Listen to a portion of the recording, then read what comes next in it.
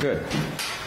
Our first item on the agenda tonight is the Winchester Public Schools Student Civic Action Project. I'd like to welcome Ms. Lily Ryan. If you could sit right there on our guest seat and make sure our microphone's in front of you, and I guess we've got your presentation. If you could introduce yourself and then proceed with your program, we'd appreciate it. Okay. It's on? Okay. Hello, my name is Lily Ryan, and today I will attempt to convince you to permit more local businesses to open in Winchester. Near the end of this past March, the Select Board proposed an $11.5 million tax override. It was put to a ballot and, not surprisingly, was rejected by Winchester citizens. Why? Citizens can't afford it and have started to notice the longevity, or rather lack of longevity, of these tax overrides. Who's running the show here? That's the right slide. I was going to okay, yeah. No, next one. Sorry. Next one? Yeah. Do you want to have control of that computer? Next slide. He'll go to the next slide. There's no rush here. You can take your time. Yeah. Okay. No pressure. Every few years, citizens are asked to pay even more. Hence why 64% of tax overrides have failed. Because these tax overrides aren't passing, Winchester isn't being funded well enough. As evidenced by our AAA bond, our fiscal management is pretty good, but we just don't have enough money. As such, we will suffer from important programs being cut and class sizes decreasing within the Winchester Public Schools. Additionally, necessary road repairs won't happen. Next slide. As my dad taught me, complaining without proposing a solution is just whining, so here's what I suggest you do. Invest in local businesses. Obviously, a tax override is the easy solution, but it's simply not sustainable. On the contrary, encouraging businesses to grow is. It might not solve all our problems immediately, but it will help, as Winchester is 95% residential. This is a lot higher than other towns. Just by living in Winchester, you might have noticed that the lack of businesses. Overall, Winchester has 1,098. Wellesley and Lexington, both peers in size, have 1,880 and 2,072 respectively. There are almost twice as many businesses in each town despite our similar populations. Next slide. So before I continue, it's important to note that the Winchester Public Schools deleted my account by accident, so I don't have access. Wait, next slide. You skipped slides. Sorry, I just forgot to tell you. Yeah. Wait. Yeah, okay. Before I continue, it's more to note the Winchester Schools deleted my account, so I don't have access to the actual survey. However, these are the approximate numbers from what some people remember and from what I remember. So 243 people responded to the survey that I put out. Around 60% of those were students in the Winchester Public Schools. Around 30% were parents of a student. Around 10% were unaffiliated with Winchester Public Schools yet live in Winchester. And over 60% of people said they wish Winchester had more businesses. Over 80% of people said they wish Winchester had more businesses, knowing it would benefit the town. And the majority of people, when asked what new businesses they would like to see, said a cafe. And while the majority of people said a cafe, a large grocery store such as Trader Joe's or Whole Foods were close seconds. Next slide. So now more specifically, this is what you can do. You can encourage local businesses that already are in Winchester to grow. You can approve more permits for businesses to open in Winchester. You can also focus on utilizing empty storefronts and developing empty land like the large plot on Main Street. Right there. Finally, you could take a closer look at Washington and Swanton Street. On March 21st, a bill passed that will allow this strip of land to be turned into a residential and commercial complex. This means that there will be a strip of land intended for businesses that want to move in. So I'm just asking you to approve the occupancy permits that will open next August. So, next slide. So thank you for letting me take up your time and giving me the opportunity to share opinions from some Winchester's quieter occupants. But lastly, before I go, I do have a couple questions. Is that okay? Sure, shoot. Okay. So how do permits for houses and permits for businesses differ? Well, the planning board's primary responsibility is in the development or the proposals to build new buildings or to renovate existing buildings. So whether it's commercial or residential, from our perspective, it's about the same. Developing or attracting new businesses is an entirely different matter. I don't know, you can speak to that, Taylor, far better than I. That's kind of your area of interest. Yeah, so there's a difference between in permitting, there's a difference between a building and then what that building is being used for. So in zoning, which basically is the regulations of saying what is allowed and what it's supposed to look like, or what it can look like and how big it can be, so on and so forth. There's a use which says on this piece of land it can be a house, or on this piece of land it can be a bank, for example, or a building. And then the use is in that house you can live in it. In the building it can be a bank. So there are two separate things. So you first always start with the structure.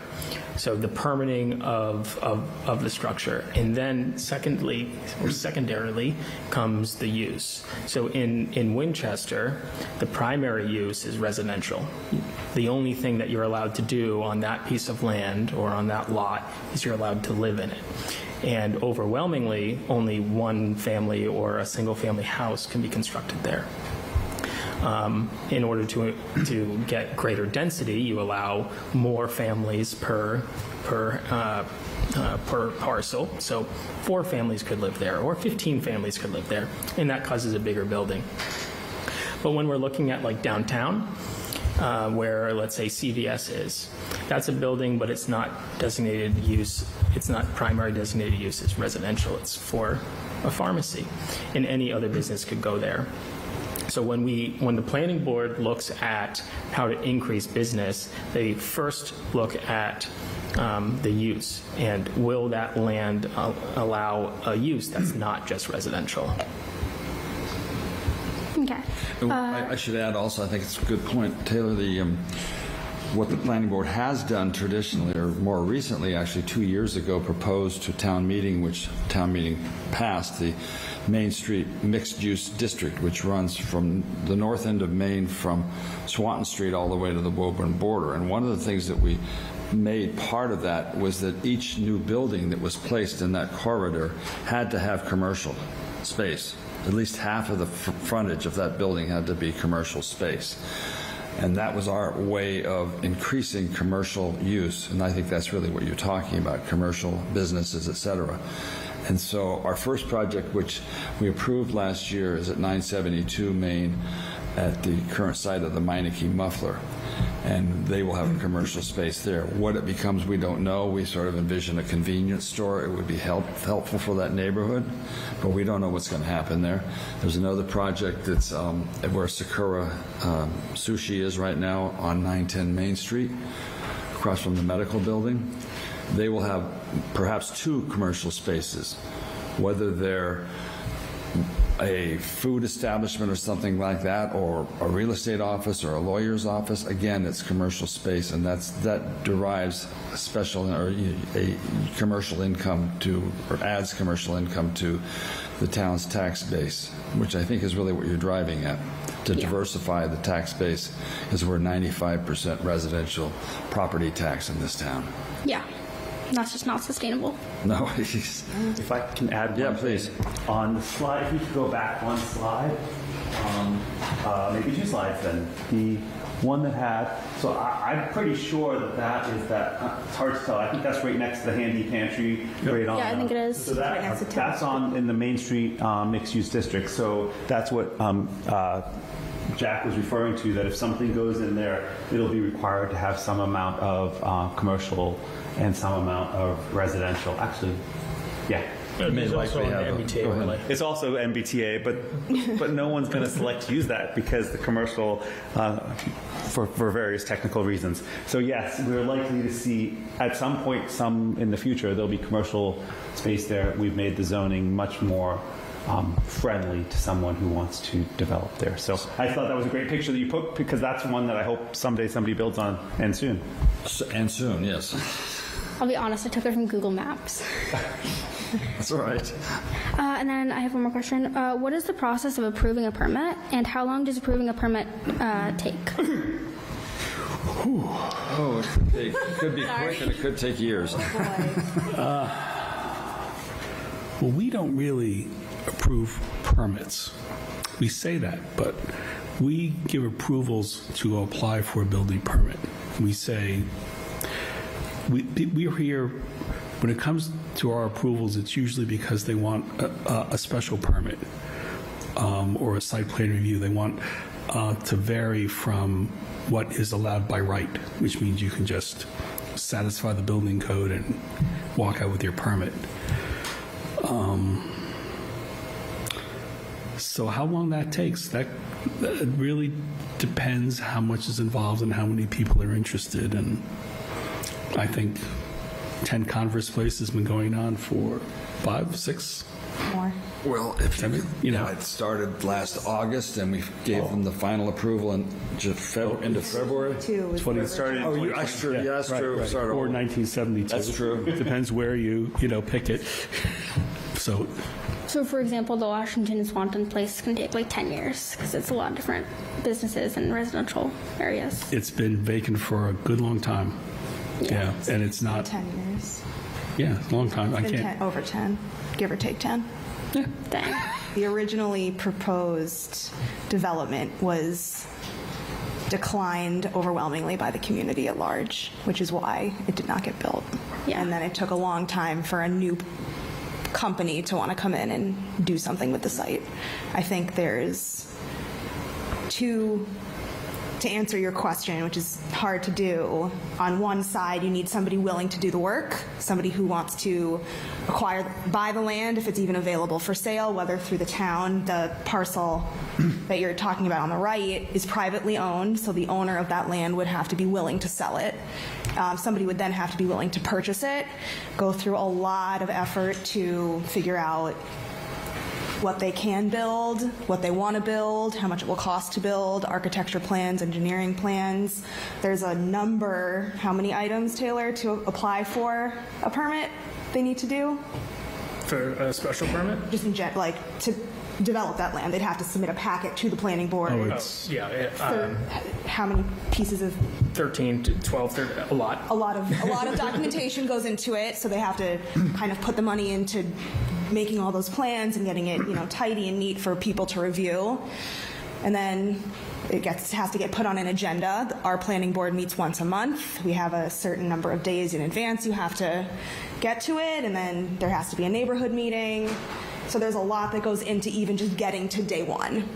That process can take, in and of itself, 2 years, depending on how big of a project you're looking at.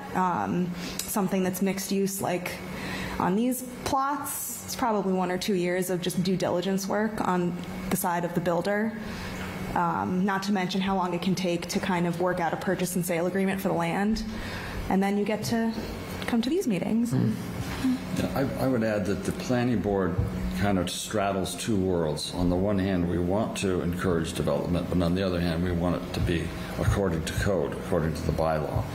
So we have to, depending on the makeup of the board, because we're only here for 3 years, and if we choose to get reelected, or if we happen to get reelected, then we're here for 6 years. But there's a constant turnover of the board, and so there's often a change of attitude of the board on that scale between encouraging development and being overly cautious and enforcing the bylaw. So we have to walk that fine line, and it's always a consideration. My personal concern as a member is that I don't want to be too much on one side because we discourage developers from even coming here and seeking opportunities. We don't want to close the door. But we also don't want to throw it wide open and get stuff that we can't live with, ugly buildings and that don't fit. Like that. Yeah, like that. And you can go to other communities and see buildings that are ugly that you think don't belong there. That's because it hasn't been well planned. And I think Winchester's always been a well-planned community. We want to keep it that way. Does that make sense? Yeah. Good. Okay. Other questions? Well, I have one question that I'm not sure if I'm supposed to ask. But what do you do if someone violates a permit? Ooh. Stop work order? Yeah, it depends on at what time. So there's some permits, like special permits, which John mentioned, I know that sounds like you have a permit and a special permit. It sounds like a really simplified term, but that's literally a very powerful type of permit.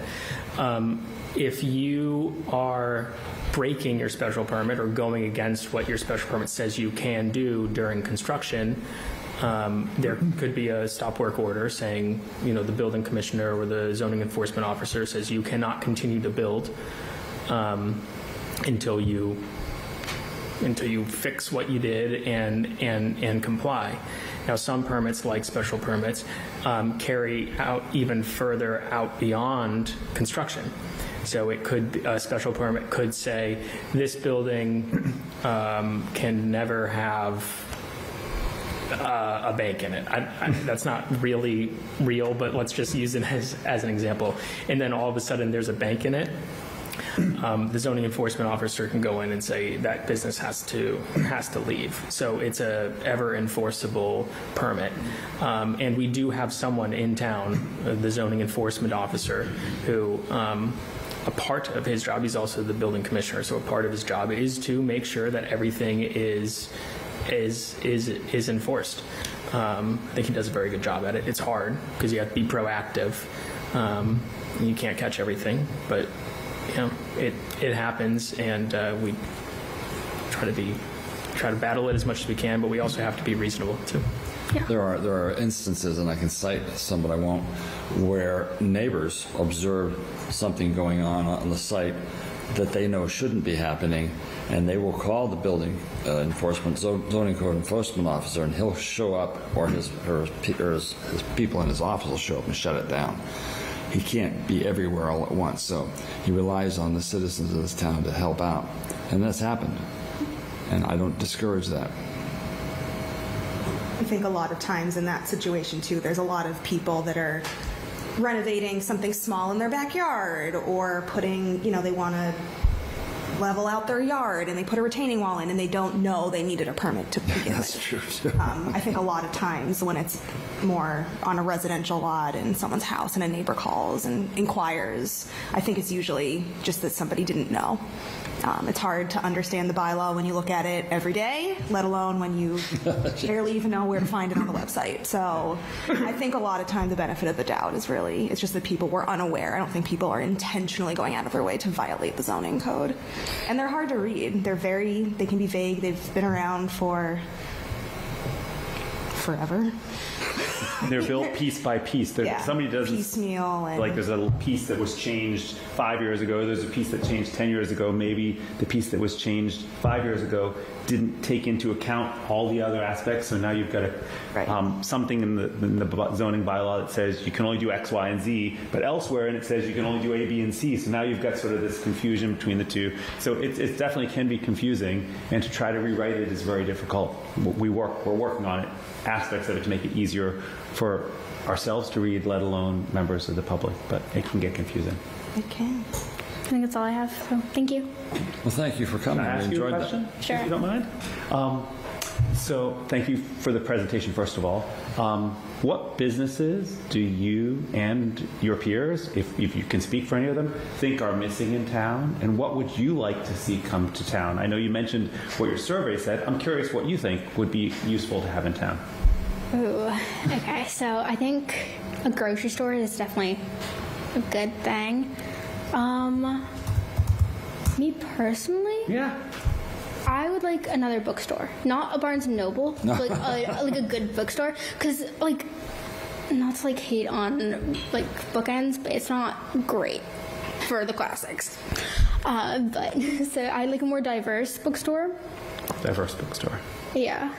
I don't know. We don't have a lot of businesses in Winchester. No, we don't. We do not. We could do another cafe. I know Cafe DuCali is just opening, but Well, it's been trying to open. Been trying to open for the past 2 years, so I was hoping you knew something I didn't know. No, hopefully, yes, seriously, hopefully that will open soon. So grocery store, I actually agree with all three of your grocery store, additional bookstores, because everybody loves more bookstores. Yeah.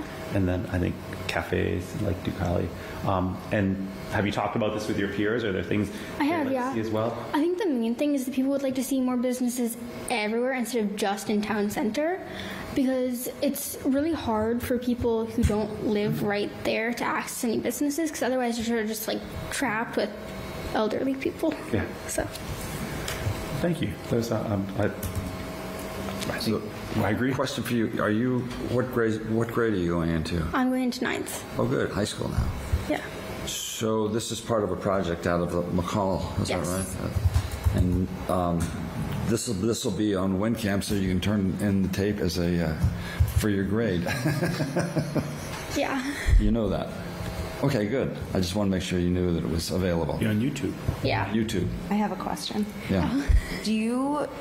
If we had development and businesses in Washington and Swanton, as you cited, what is your vision for how people would get there?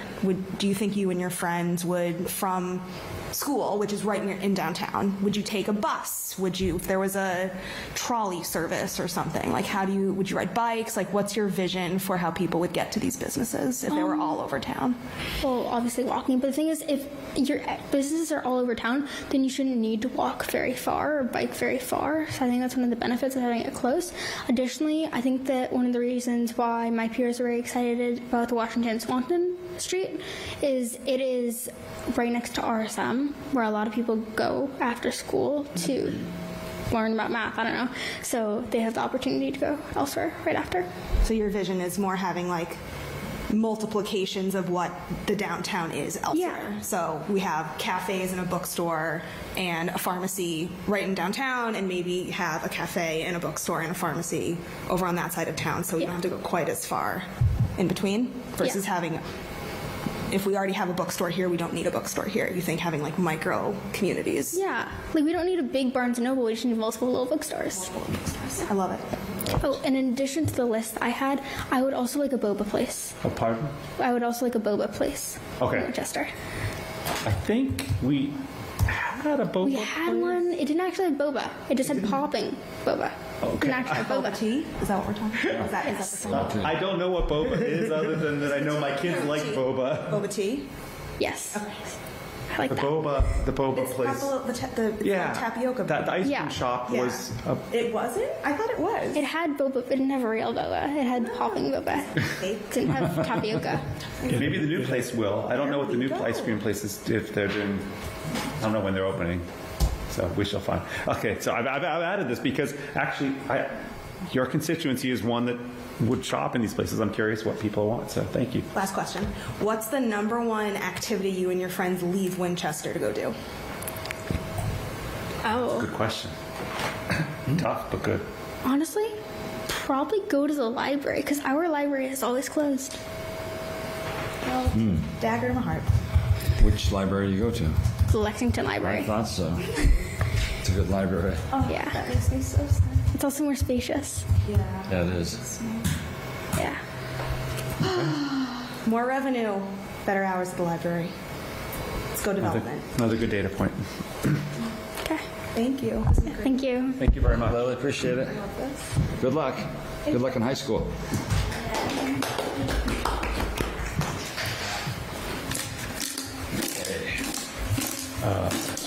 Next on our agenda is A&R 26-4 regarding 3 Dennett Road, application of Matthew Spang for plans believed not to require approval under suburban control law under section 4 of the regulations governing subdivision in Winchester.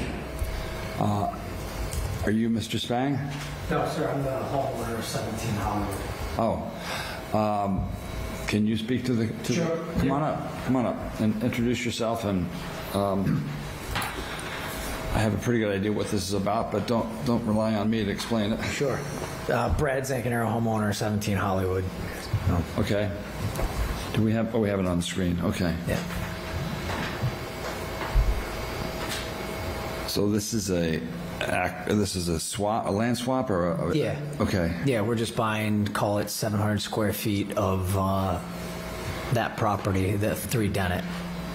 Our backyard abuts his backyard. See, you're, on that map, you're on the bottom. We're on- yeah, You're the bottom parcel. Well, that with I guess you would, yeah, the bottom parcel, yeah, right there. And then so you see the back, it goes out, call it a 45-degree angle from the current property line. And then it's about 9 feet back, straight across. That's roughly 700 square feet of additional backyard. May I? Yeah, go ahead. You're looking to buy this piece? That's right. That's right. Correct. Yeah. And that will enable you to do what? Just give us breathing room from the edge of the house. So we're currently trying to get a permit to build on that left side right there. Yeah. We had some really big trees with the roots going into the foundation of our house, plus all these like big rocks. And so we're trying to remove all of that, extend it that way with the retaining wall, which is like 6 feet that we have to do. So stairs and like a kind of like an L-shaped 90-degree angle retaining wall, and then it'll give us room, and then buying that extra land there, and we would flatten everything, the land, because it kind of slopes. So it's just to create a backyard for us, because right now we don't have that's unusable backyard.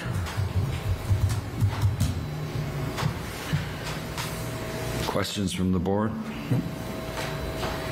It seemed pretty cut and dry to me. Yeah. We need a motion on this? Yes, motion to the effect of accepting this application, approving it. Okay, do I hear a motion to that effect? Hold on, let me just. I'm pulling it up. We have language. Okay, you find the language. I want to make sure we. Taylor gave it to us. Taylor and I doesn't don't get have it. mad at us if we I use don't the have it wrong in front of me. language. I'm bad. I was scrolled too far down. I scrolled past it, so I need to. And that could be like if you cut the first sections into the order. You're going to have to show me.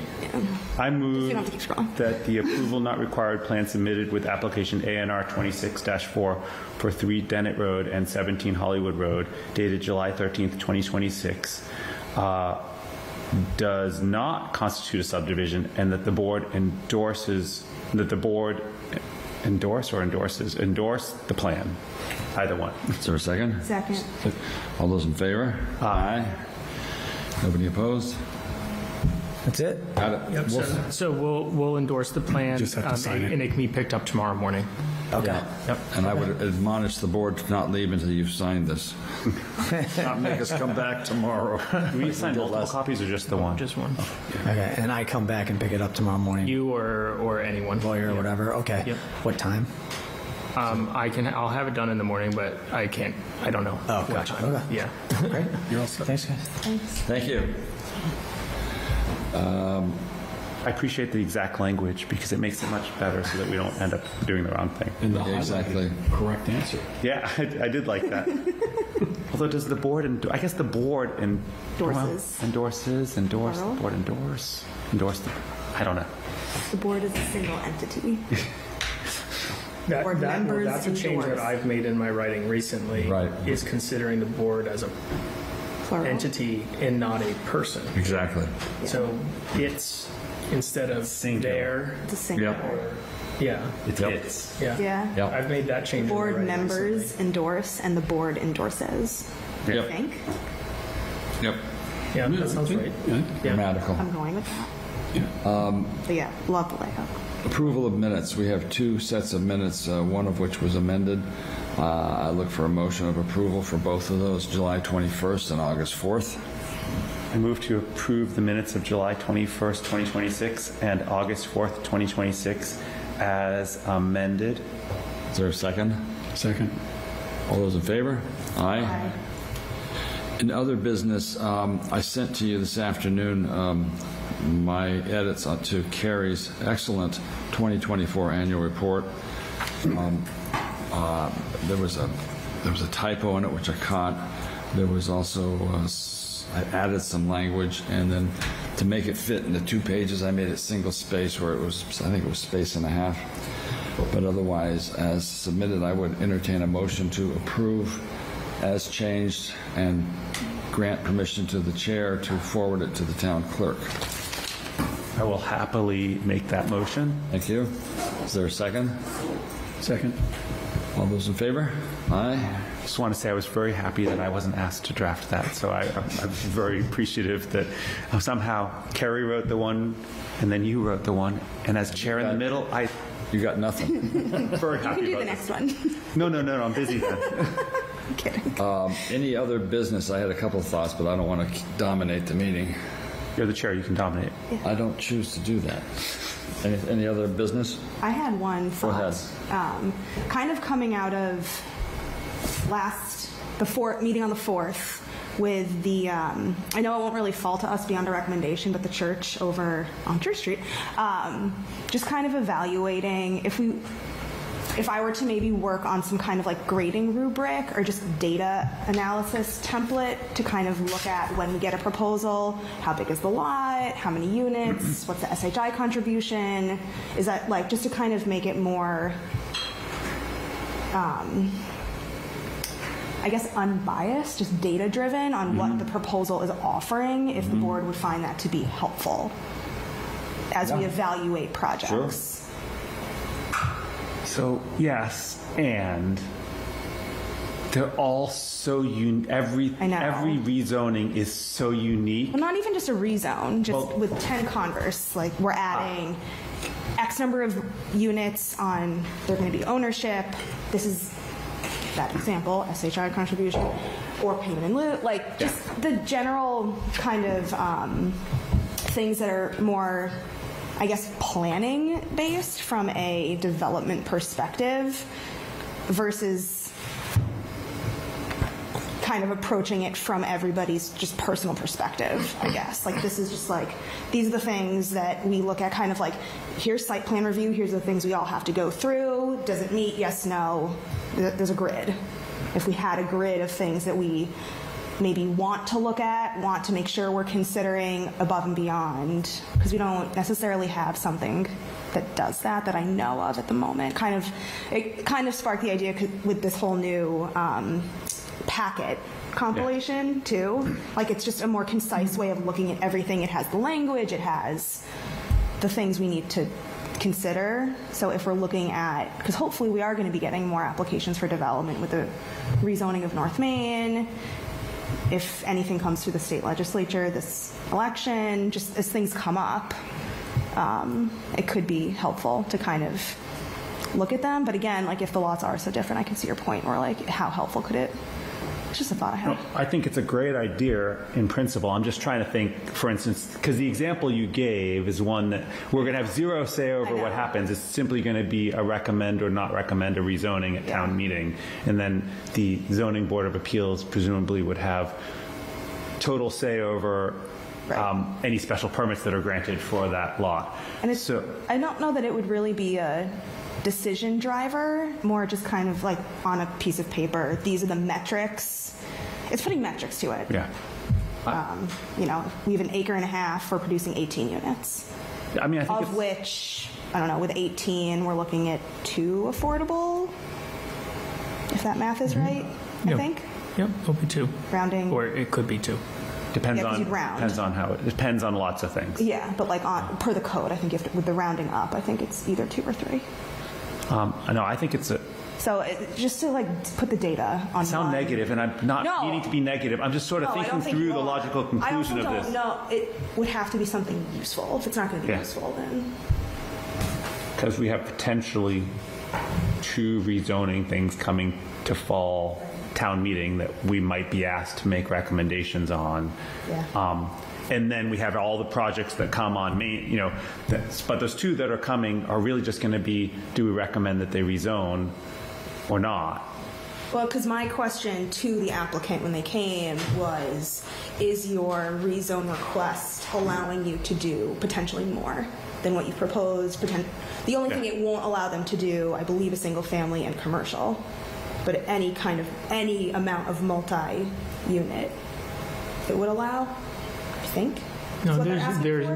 there's a limit, but Maximum probably of units, but it won't allow them to do single family, and it wouldn't allow them to do commercial, but anything kind of in between, barring some kind of huge number of units. I like the idea. I think that it would be applied much more frequently to developments than it would be to rezoning, just because that's that what was what the sparked it, but I wasn't saying that it was what- specifically for rezoning. I think that it is probably time for the board to review its rules, regulations, and procedures.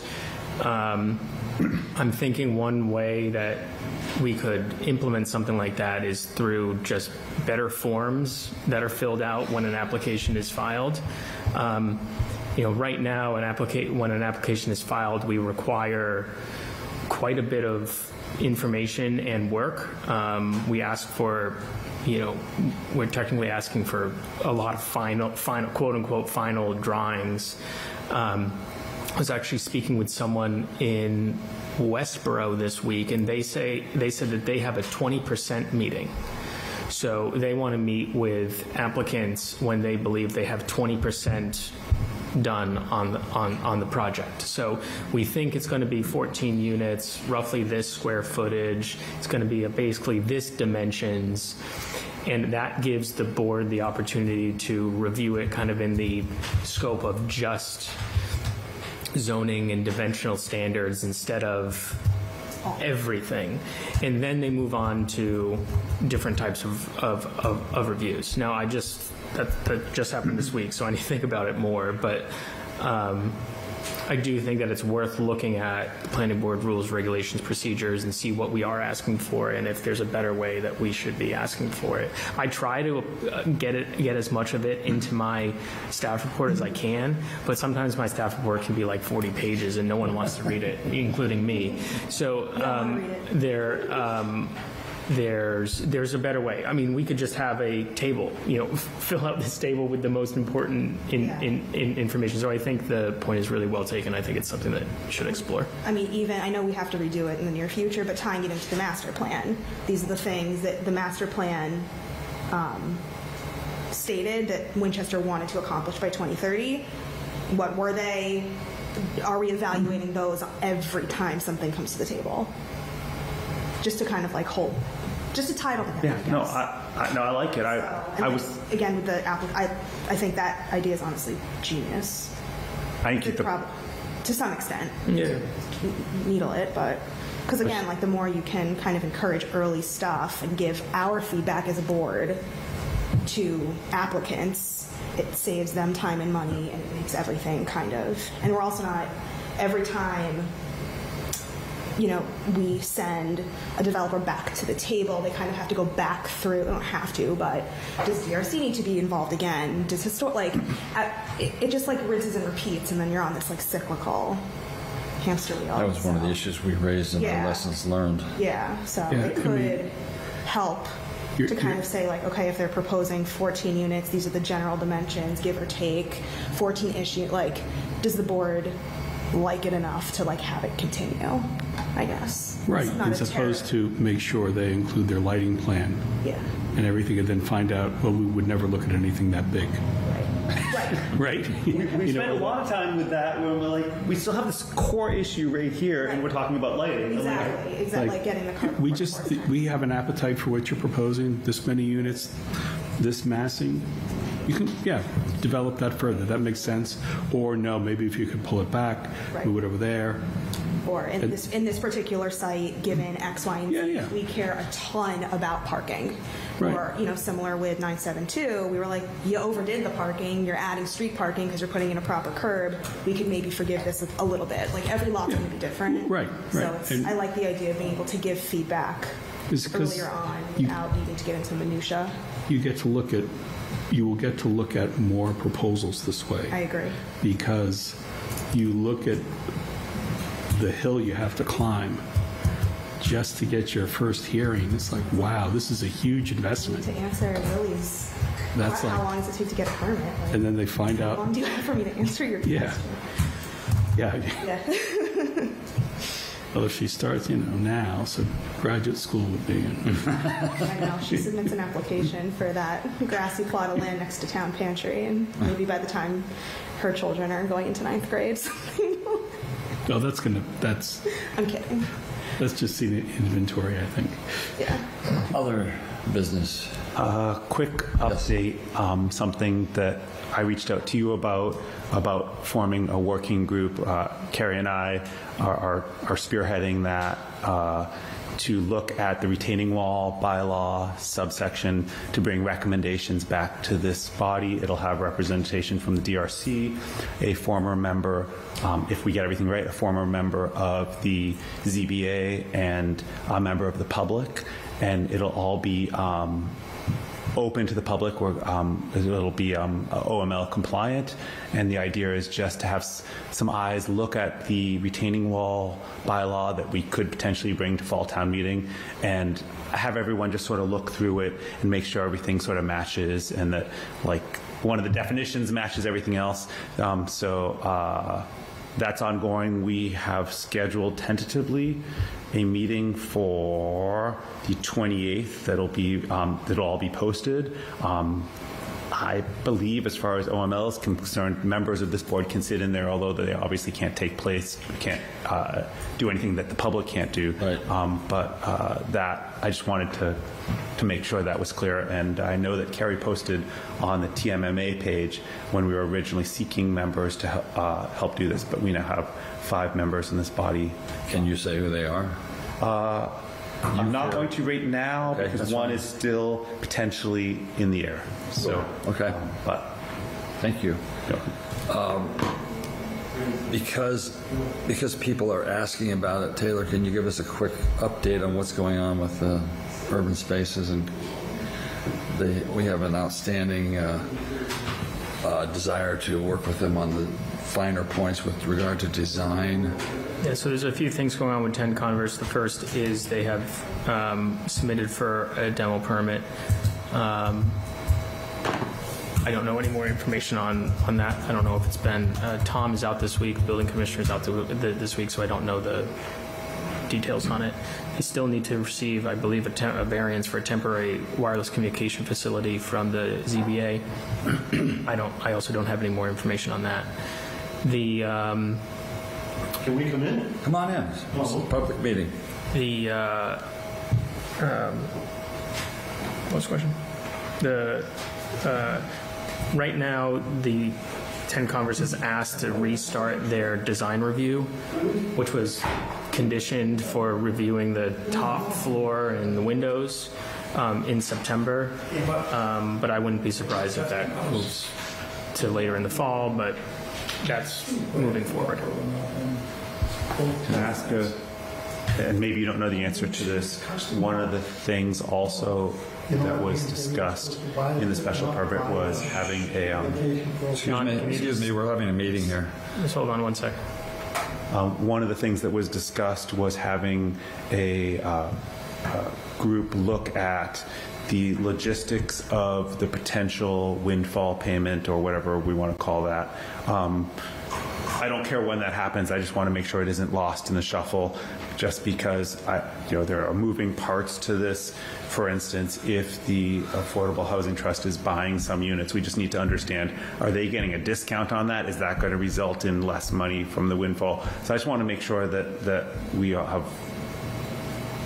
we're thinking about it.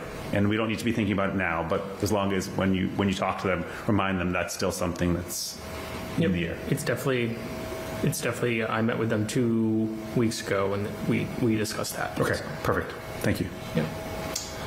If there's no other further business, I will entertain a motion to adjourn. So moved. Second? Second? All those in favor? Aye. Don't leave until you sign this thing. Let's ask WinCam for a 10-minute pause Are they going to broadcast? They are, okay. or a pause until 8 o'clock. Wincam, did you hear? Wincam? Or did he leave? No, he's here. I see his sneakers.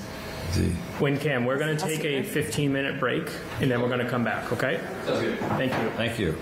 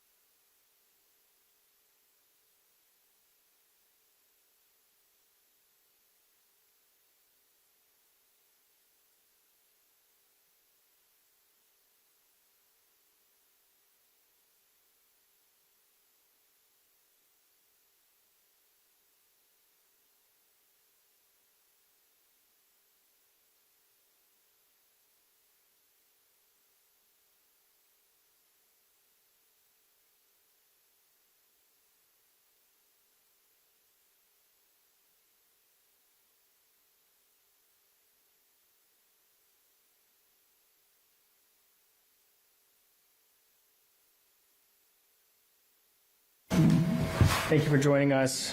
I have Ian as you're going down and getting the rest of the CBDRS packets for all the members. So we have a CBDRS meeting tonight, CBD sub-review subcommittee, review subcommittee for 1016 Mount Vernon. We will start with each member, if you don't mind, just stating your name and the committee that you represent. Tracy Fartagian Burhans. I'm on the Design Review Committee. Ellen Spencer, Design Review Committee. Ayşegül Mutlay Bilgiç, Historic Commission Board. Julie Broderick, Historical Commission. Emily Dowling, Historical Commission. Thank you very much. This meeting is being recorded on WinCam. If anyone wants to review it afterwards, it will be on WinCam and on YouTube. So my name is Taylor Herman. I'm the town planner. I'll be administering this meeting to the best of my ability. Tonight we have 1016 Mount Vernon and the applicant and their representative. We will have 5-10 minutes for you to present your project to the committee, and then we'll begin our review. So you may start. Okay. All right, just for the record, my name is Joseph Tarvey. I'm an attorney with the law firm of Rubin and Rudman, 53 State Street in Boston.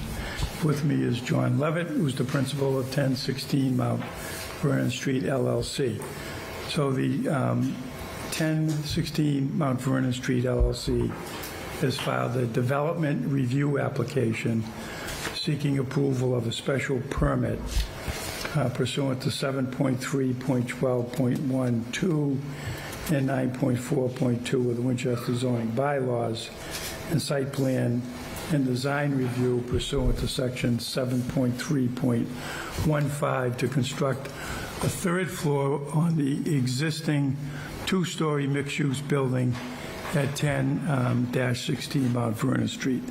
The proposal includes additional floor space on the third floor with 4 new one-bedroom residential units, so-called micro units, under the mass housing, ranging in size from 399 square feet to 519 square feet. There's also associated accessibility and life safety improvements that will be made to the building as part of the proposal.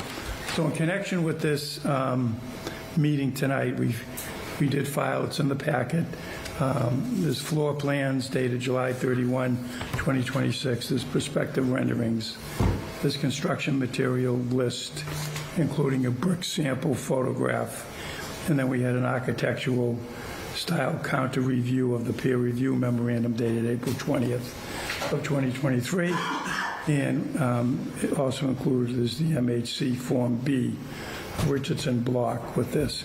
Now, I noticed in the packet that some of the documents might not be in color, so I do have extra copies of the brick and the renderings if you need them. Does everyone? Would you like a copy, or do you have a colored copy? Thank you. You have a color? I don't need it. Okay. I have it. Okay. So that's basically the proposal. You have the plans, and we're here to listen to you and answer some questions.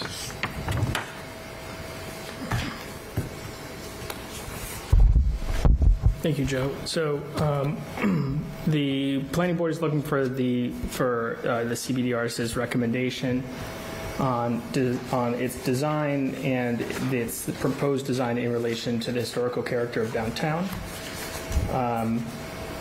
The CBDRS doesn't have really that much of a formal process of how we conduct our business. I would say the most recent last few meetings that we've had a pretty good success in just kind of going round tables saying, you know, what we like, what we don't like, and changes that we would like to see, and how they are or are not in accordance with the zoning bylaw and design guidelines. I'm going to pass out this packet. Ian is at the computer, so if you would like us to bring up anything that's on the packet, just let us know and we can go to that section. I'm here for any questions that you have.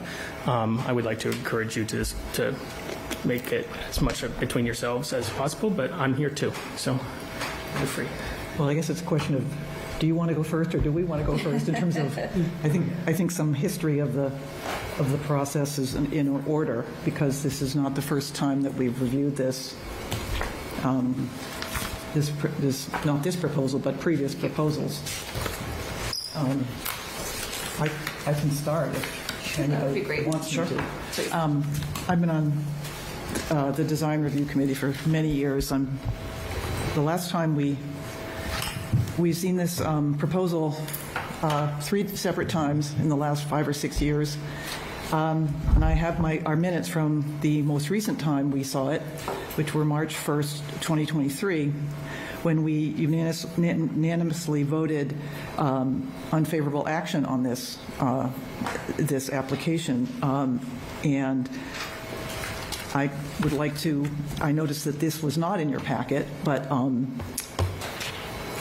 we note that it's a contributing building to Winchester's downtown historic district, which is listed in the National Register of Historic Places under the CBD regulations in the zoning bylaw 7.3.15.5, general standards for site plan review, number 7.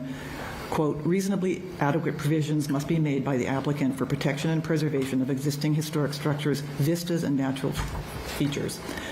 This is from our minutes directly. The proposed third story not only blocks important vistas, it shows pedestrians a blank wall.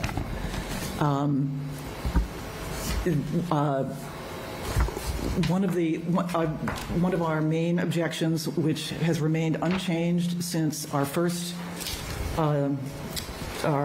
denial of this, pertains to regulations governing Section 7.3, Center Business District, Section 5.10.1, flat roofs. Additional stories should be designed, this is for historic buildings, should be designed to minimize visual impact on the proportions and massing of the original structure. The proposed third story is so minimally set back that it does not even read as a setback. As such, it will significantly alter the massing of the original building. There is also language in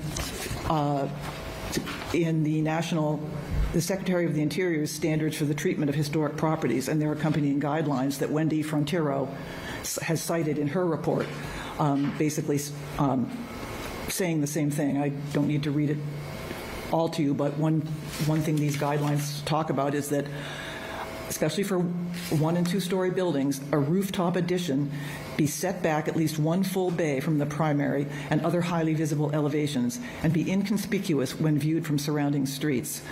In addition, the guidelines recommend that it's generally not appropriate to construct a rooftop addition on a low-rise 2- to 3-story building, because such an addition tends to overwhelm the historic building and negatively impact the setting of the historic district.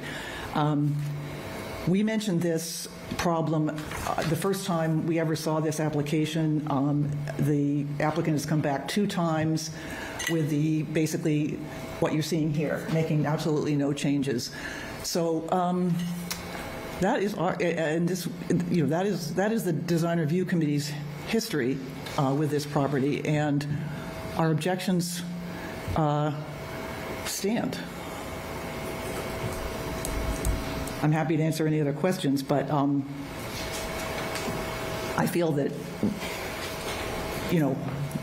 the applicant has chosen to ignore all recommendations and guidelines in both the federal and our local zoning regulations.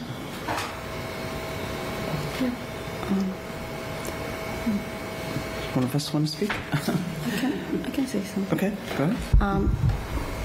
I also read the report from the preservation specialist from the 2022 and the report that their notes from that meeting, and I completely agree with her. Because this is not a regular building, it's a historic building, and it's under the National Register historic structure, which is one of the prominent historic buildings in the Winchester downtown. So it should, so they should follow the guidelines from the zoning bylaw, which mostly on the section 5, which she was mentioning, like the flat roofs, the setback, and for the setback, actually, it comes up in a couple places in the Winchester bylaw, in the historic preservation laws, and also in the section 7 too, that it clearly needs a setback. Otherwise, it just creates a wall and it changes the street view, and also the vistas get lost when you were walking in the street. And it also, using the same material, also just creates like a fake history, because if they don't know that that's built recently, there's no way.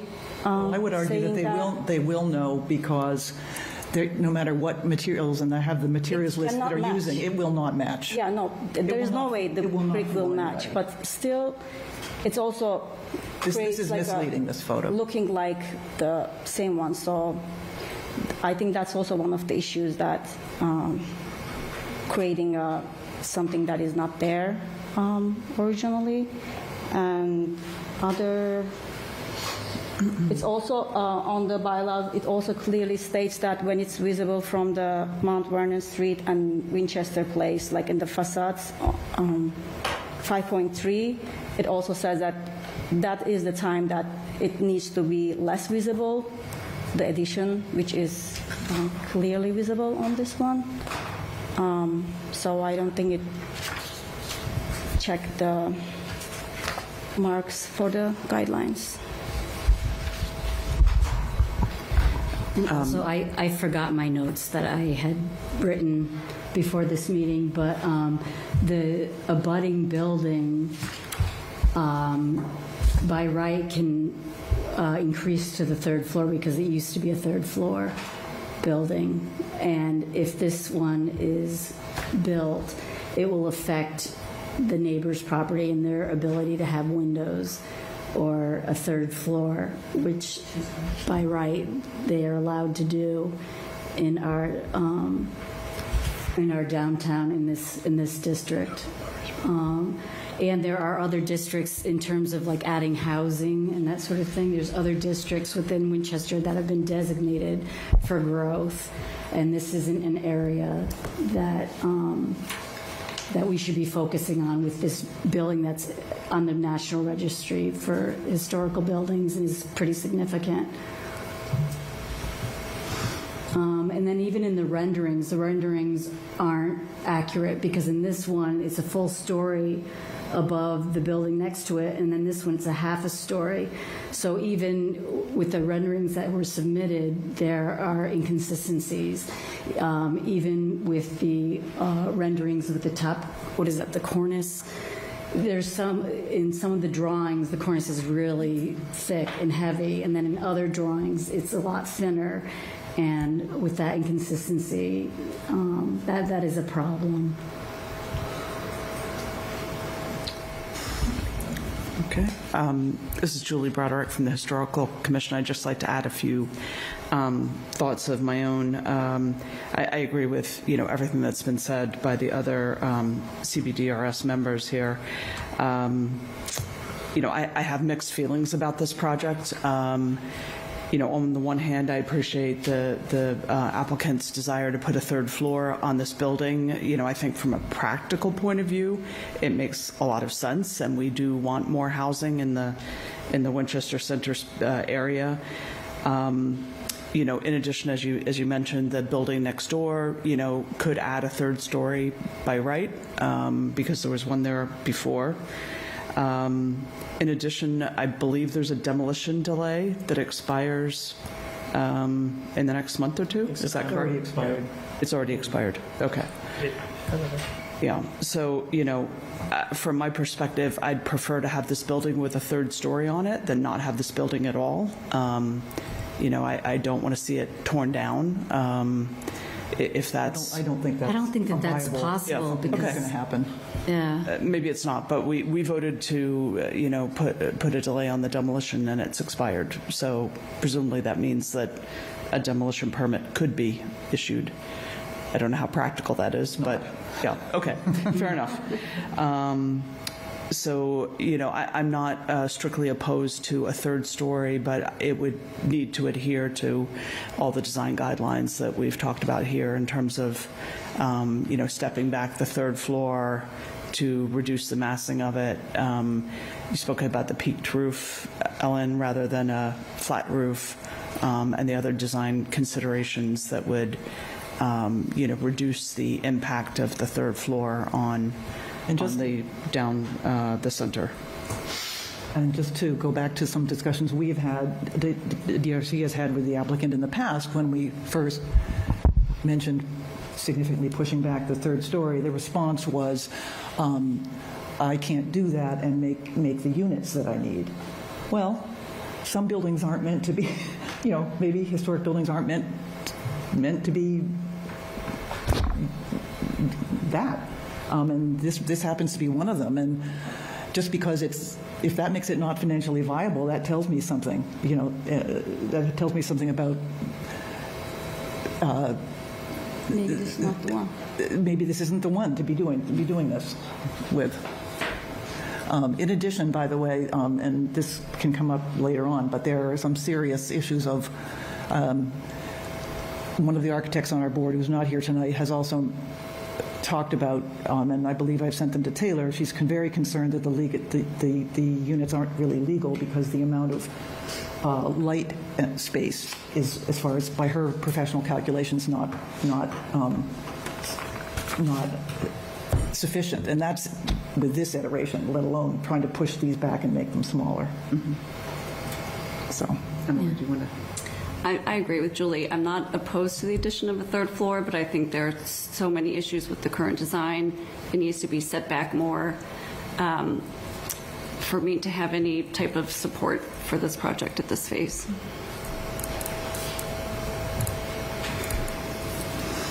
I don't know how that could be done and make anything viable, and it would still affect the vistas, and it would still affect the neighboring building, which does have the right to have a third floor.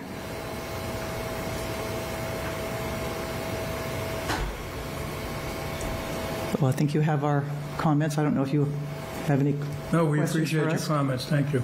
The applicant did bring some material choices. John, are you representing to explain why there are two choices? Would you like me to explain why there are two choices? You can do it. So You know there just as are much as I do. the bricks that are on the building are no longer in production. Of course not. With The King Garnet brick. kiln from New Hampshire. So the applicant tried to source bricks as close as they can from a nearby kiln, right? Both local. Correct. There are two options. Now, I went to the building and I held them up. You can come down to my office and pick these up if you want, do it yourself. They are, I would say this one is a closer representation, but they are a little bit less, they're a little bit different in color. So like when they're fired, they have a little bit of a different color. And they're also closer in size. You can come over and play with these. These other ones are a little further away from color, but they're much more uniform. So when they come out, they look mostly the same. Where these may have a little bit of a different hue of red. So in the materials list that the planning board requested that the applicant did provide, he is asking for recommendations on either one. So if the committee would like to give a recommendation on one or the other, you may. I don't feel the need to do that because I don't think it should be happening unless the design It goes against so many zoning laws and what the... I mean, it's a moot point, really, at this point, to me, unless a design shows up that adheres to the CBD regs and the corresponding language in the Secretary of Interior standards for the treatment of historic properties. Can I also add one more thing from the Secretary of the Interior guidelines? It's also, when we think about it, we may think that, okay, it's just one floor, we are just adding one floor, but this is already two-story building, so adding one floor is more than like half of the building. So it's just, they also say here that it overwhelmed the historic building when it's one or two-story building when you add another story. So it was a 5-story building and we were adding one. It's less effect on that It would be another thing altogether. I would absolutely be willing to relook at this if the third story was pulled back in an appropriate manner.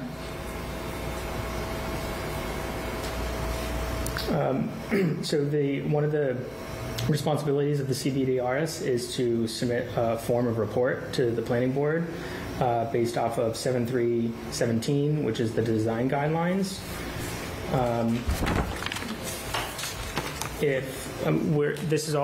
We're taking minutes, so we have all the conversation. But if there's something else that this committee would like to add into that report based off of the requirements of 7317, now would be the appropriate time to add that. That's for the people in the audience. That's open space and circulation design, appropriate land uses, elements of form, including height, scale, massing, silhouette, details, including materials, color, transparencies, balconies, and windows. And I'm not insinuating that you haven't done that. I'm just making sure that when we submit our report that you're satisfied with that. And the other thing, before I forget, is that under Section 5 of the CBD regulations, it does ask specifically for historical resources, ask the CBDRS to expressly make a recommendation of appropriateness with conditions, or inappropriateness for the project or particular elements. So I would suggest including that to the report as well. Can I just ask the two design review members a question? So, we've talked about the brick. So assuming there were to be a third floor that met the other requirements, in terms of the material, Taylor showed us the brick. And Eskil mentioned that there's, sometimes a preference when there's an addition to a historic building to use a different material to sort of distinguish the newer part of the building from the historic part. So I'm wondering what the design review members here think of the material choice.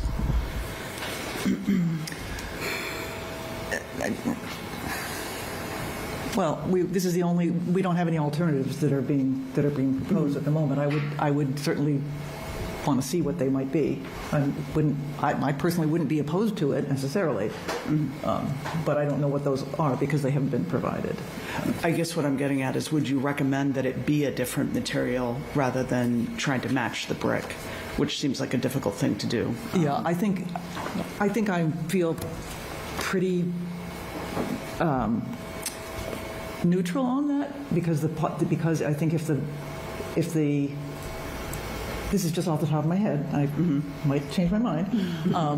If the third floor is appropriately set back, it would be less of a problem that you're trying to match even with the brick, because it would be, but I could go either way on that personally. I don't know. I guess I don't want to see bright green neon panels, but yeah. Thank you. So Taylor, are you saying that we need to send you a report? Well, if you would like, we can use the minutes as a report. I just want to make sure that if we want to add anything specific to the report, because it does ask that a report be submitted to the planning board. So anything that the committee believes that the planning board needs to know that you haven't already talked about. Well, this is not in our purview particularly, but I assume the planning board would be discussing what the parking situation is going to be with this. That's certainly included in here with mix of land uses. I'd want to have that, there's certainly not going to be any site parking, so what does that mean? So I'd like to just call that out. I think, in the 7.3.17.4 elements of form, subsection 5, silhouette, again, this just reinforces, as buildings increase in height, they should be shaped to be increasingly slender and broken down in scale toward their top. So that's also reinforcing what we've been saying. And it talks about all Winchester architectural icons have slanted roofs. I don't know that I feel strongly about that here. But what I do feel strongly about, because the original building doesn't have a slanted roof, but I do feel strongly that it needs to be pulled back significantly. So I'm just looking through this now because I don't really want to write up a whole report. Now, if we were to add something, could I just send an email, or one of us, or do we send an email out to each other to say, this is what we want to add? Because I might want to do something in an informal email, or do I have to write up? I would suggest there are two opportunities for you. One is you can do it as an individual, as a comment. The other would be the CBDRS doesn't take precedent over the individual advisory boards, right? Okay. The DRC still meets, they still give a recommendation, they still do their own thing. Same with historical. So I guess my recommendation would be what comes out of this meeting becomes the CBDRS report. If there's something that you want to add later, you can add it in your own meetings, or... Because there were a couple points from the consultant that had been hired that, if I could just say, if the planning board could refer to what the consultant... Good. Yes, absolutely. Then I would say that. Please look at that report, because that's pretty important. But that's a good suggestion too, though, Tracy, is that we can formally do our review. We haven't done our own reviews yet. So we have over the years, but not this iteration. But not this time. Yeah, it seems like we keep saying no, and it keeps coming back just the same way. Like there's no changes from each time that we've said this is a problem for all of these sorts of reasons, and then it keeps showing up, same thing, and we keep saying, okay, these are the reasons why, and there's no change that happens. Yeah, I would also add that I think when the Historical Commission looked at this project most recently, a couple of months ago, there were discrepancies between the elevations, the sort of architectural drawings, and the renderings. They weren't the same. So I guess I would urge the planning board to require, that all the documentation is consistent, from every view or every presentation of the design. Would this committee like to make a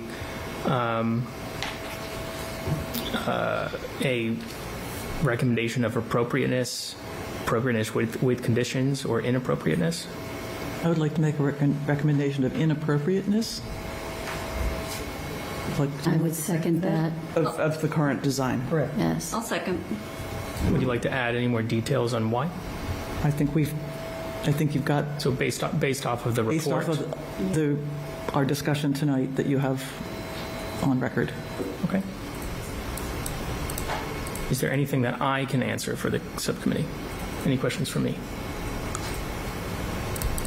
Are we reviewing this again at our next? Yeah, so the planning board is going to review it again on the September 8th in public hearing. Okay. You can have, this is the most updated version that we have. There might be additional, based off of this conversation, based off of the planning board September 8th conversation, there might be new materials. Well, I would urge the applicant to address the inconsistencies. Otherwise, it's just wasting everybody's time. So you can decide when you want to. And actually, Taylor, I do have a question, which maybe this just shows my ignorance, but why has this come back again after I think the planning board had vetoed it or said no to it, and I think even with prejudice, and it's here again, so I don't understand why everybody's following the process, and then it's coming again. So excuse the fact that I don't that's know okay. why That's that okay. is, Yeah. but it's a little disturbing to me. Yeah, so that's a legitimate question. So on May 23rd, 2023, the planning board denied the special permit. Correct. With that denial, there's essentially a 2-year period which prohibits repetitive petitions coming in. Okay, so it was only for 2 years. It wasn't infinitum. Correct. Okay. So in fall of '24, the applicant attempted to come back with a new application, but the planning board determined that it wasn't significantly different than the original one. So they requested that the applicant wait out the 2 years. It's now been a year-ish, just over a year since that 2-year period lapsed. So it is a new petition under. Even though everything looks like it's the same. Okay. Would the applicant like to say anything? Oh, we're good. Okay. Anything else? Do we need to take a vote on the inappropriateness? I think we just- I think there was a second. Let's take a vote. Just to formalize Do it it. again? I make a motion for inappropriate, whatever the language is. Inappropriateness regarding either the project as a whole or elements of the project, so you Okay. can decide which one. Both. Okay. Sure. Project as a That's whole. my motion. And you can Somebody needs second. a second. Emily seconded. I can second, but if you. Okay, I'll second All in it. favor? Or all in agreement? Yes. Aye. Aye. Cool. Okay. Well, thank you very much, everyone. Thank you for joining us tonight. I am very hot. I don't know if anyone else is, but that will adjourn the CBDRS meeting tonight. Thank you very much. Okay, thank you. So we do have to Really, review just this again. shut off the air conditioning at 5 p.m.? Oh, wow. Well, that's kind of understandable. Save money and energy. Yeah. We'll find